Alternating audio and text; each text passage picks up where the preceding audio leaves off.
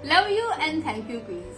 Welcome to the day 15 of your sacred journey towards self-love. Superb. Queens, I believe कि आपने जो कल का मैंने आपको टास्क दिया था कि खुद को ट्रीट देना और अच्छे से सेलिब्रेट करना, तो आपने बहुत अच्छे से किया होगा। तो अब हम आ गए हैं अपनी फाइनल जर्नी की ओर, अपने लास्ट वीक में जो हमने सेल्फ लव को जिसमें और ज्यादा अच्छे से बढ़ा लेना है। तो इसी सेल्फ लव की जर्नी को ज्यादा बढ़ाने के लिए मैं आज आपके लिए बहुत ही एक एक्साइटिंग टॉपिक लेकर आई हूँ कि वीमेंस के अंदर कौन कौन सी पावर्स होती है और कैसे हम उसको जान सकते हैं कि हमारे अंदर कौन सी पावर ज्यादा है और कौन सी कम है और हमें किसके ऊपर ज्यादा काम करने की जरूरत है।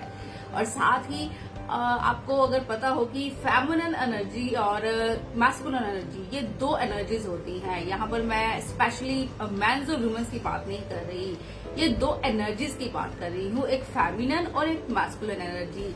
और ये दोनों ही एनर्जीज मैन के अंदर भी होनी चाहिए और वुमेन के अंदर भी होनी चाहिए। और इसका बहुत ही परफेक्ट एग्जाम्पल है भगवान शिव का अर्धनारीश्वर अवतार, जिसमें उन्होंने बताया है कि दोनों ही बहुत ही जरूरी एनर्जीज हैं। आज और कल इन 2 दिनों में मैं आपको कुछ क्विज दूंगी जिसके थ्रू आपको पता चलेगा कि आपके अंदर कौन सी एनर्जी ज्यादा है, फेमिनिन एनर्जी ज्यादा है या मैस्कुलिन एनर्जी ज्यादा है।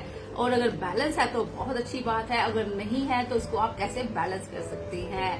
तो प्लीज ये सब तो आप जानते ही होंगी कि कैसे कि हिंदू मैथोलॉजी में ये बताया जाता है कि एक जो वुमेन है उसमें सारी तरह की पावर्स होती है। जरूरत पड़ने पर वो दुर्गा भी बन सकती है, वो अन्नपूर्णा भी है, वो सरस्वती भी है, वो काली भी है। अगर खुद के लिए खड़े होने की बात हो या अपनों के लिए खड़े होने की बात हो तो वो जरूरत पड़ने पर काली भी बन सकती है। तो आज इन्हीं को ही सारी पावर्स को कुल मिलाकर मैंने आपको 4 आपके अवतार के बारे में बताने वाली हूँ, जिसमें से 2 अवतार की डिस्कशन मैं आज आपसे करूंगी और 2 की कल करूंगी। और कल फाइनल आपको पता चलेगा कि आपकी जो एनर्जीज हैं वो कहाँ पर स्टैंड करती हैं, बैलेंस है या नहीं है। तो आज जिसके बारे में आपसे मैं बात करने वाली हूँ वो पहला अवतार है क्वीन बी का। जो क्वीन बी होती है ना, उसके वो अपनी फुल पावर में होती है, बिल्कुल क्वीन की तरह। उसको अपने आप को प्रेजेंट करना बड़े अच्छे से आती है कि कैसे उसने पहले खुद को प्रायोरिटाइज करना है और फिर बाकी सबको देखना है, बिल्कुल एक क्वीन जैसे कि क्वीन को पता होता है कि उसको खुद कैसे एक प्रेस्टीज में रहना है और फिर बाद में जो उसकी प्रजा है उसकी देखभाल भी उसको बिल्कुल वैसे ही करनी है। तो सेम क्वीन भी करती है। क्वीन भी वे है जो जानती है कि एक अच्छी मदर, एक अच्छी डॉटर, एक अच्छी वाइफ और एक अच्छी बहू बनने से पहले उसे पहले खुद को देखना है कि वो खुद कैसी है, वो कैसे खुद के साथ पहले अच्छा एक रिलेशन बना सकती है, फिर वो दूसरों के साथ वैसा ही रिलेशन बना सके। क्योंकि वो इस मोटो पर काम करती है कि be selfish to be selfless, यानी कि अगर कुछ समय के लिए उसे सेल्फिश होना भी पड़े, खुद को प्रायोरिटाइज देनी भी पड़े तो भी जायज है, क्योंकि उसके बाद जो सेल्फलेस होके वो सबके साथ काम करेगी वो बहुत ही अच्छे से होने वाला है। क्वीन बी फुल कॉन्फिडेंस में रहती है। तो ये है क्वीन बी के जो फीचर्स जो आपको अपने देखने हैं कि आपके अंदर कितने लेवल पर है। इसके लिए मैं आपको 10 क्वेश्चन दूंगी जिसको आपने यस और नो में आंसर करना है और उन 10 क्वेश्चन में से रैंक करना है कि आपके 10 में से कितने मार्क्स आते हैं। और जो दूसरा वाला अवतार है वो है काइंड एंजल का।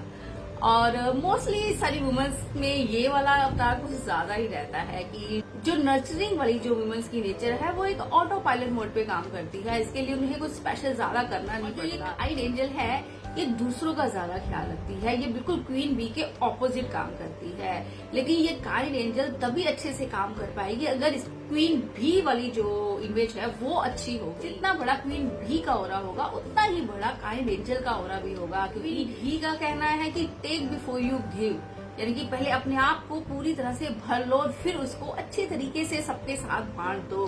तो ये काइंड एंजल का काम है और ये एक तरह से ब्रीथ इन और ब्रीथ आउट के अकॉर्डिंग काम करता है।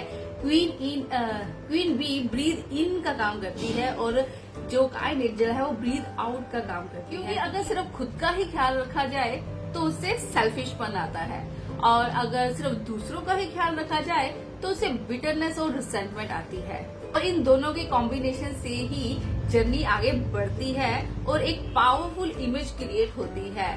क्वींस, इसके लिए भी आपको 10 क्वेश्चन मिलेंगे जो यस और नो में आपने आंसर देने हैं और अपने आप को रैंक करना है कि आपके 10 में से कितने मार्क्स आए। आज का काम आपका यही है और इसके साथ ही मैं आपको एक जर्नलिंग के लिए एक क्वेश्चन दूंगी जिसका आंसर आपने राइट डाउन करना है।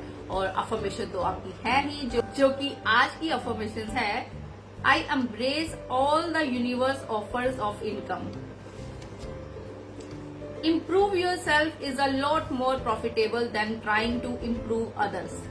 ये आज की अफर्मेशन है, इसको भी मैं कैप्शन में राइट डाउन जरूर कर दूंगी।